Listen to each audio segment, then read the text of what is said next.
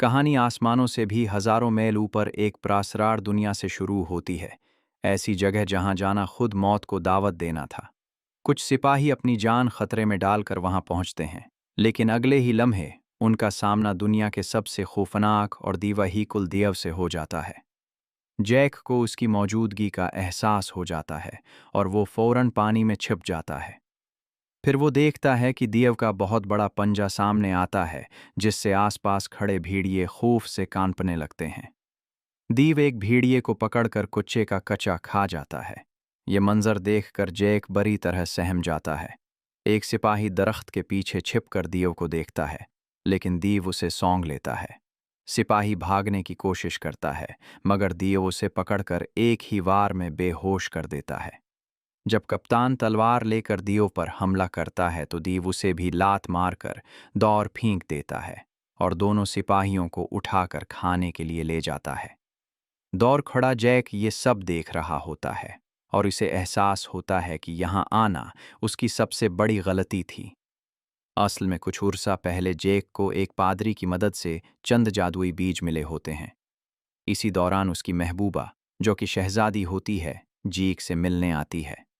अचानक एक बीज पानी के साथ लगते ही बहुत तेजी से उगना शुरू हो जाता है और पूरा लकड़ी का घर हिलने लगता है। जमीन फट जाती है और एक बहुत बड़ी बैल घर को तोड़ती हुई आसमान की तरफ बढ़ने लगती है। शहजादी भागने की कोशिश करती है, मगर एक मेज इस पर आ गिरती है। जैक उसे बचाना चाहता है, लेकिन बील घर को ऊपर ले जाती है। आखिरी लम्हे जैक बैल को पकड़ लेता है और उसे काटने लगता है।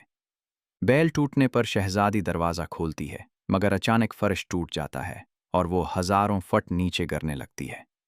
जैक उसका हाथ पकड़ने की कोशिश करता है, मगर शहजादी आसमानों की दुनिया में चली जाती है, जबकि जैक नीचे गिरकर बेहोश हो जाता है। अगली सुबह जब जैक होश में आता है तो बादशाह इसके सामने खड़ा होता है। मजबूरन जैक सच बता देता है और सब आसमान की तरफ देखकर इस दीवाहिकल बैल को देखते हैं। बादशाह फौरन जैक के साथ सिपाहियों को शहजादी को बचाने के लिए भेज देता है। सब बील के जरिए ऊपर पहुंचते हैं, जहां शदीद तूफान और बिजली का सामना होता है। कई सिपाही फिसल कर नीचे गिर जाते हैं और एक गुदार शख्स बेरहमी से रस्सियां काट देता है।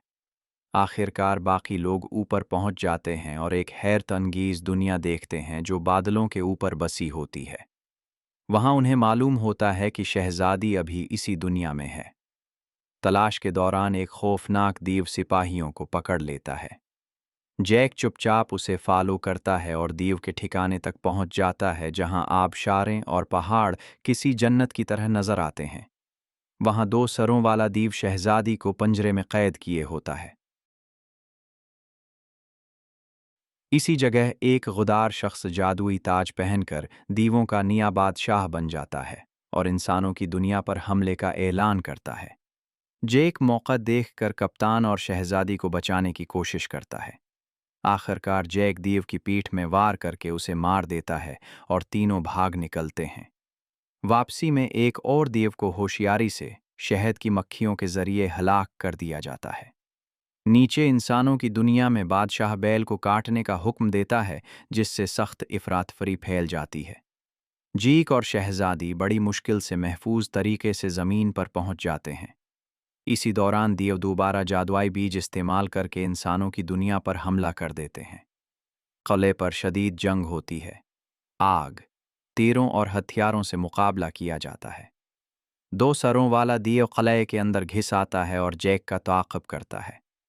आखिरी लम्हे जीक जादुई बीज दीव के मुना में डाल देता है, जिससे दीव के अंदर से बीलें उगना शुरू हो जाती हैं और पूरा हाल तबाह हो जाता है।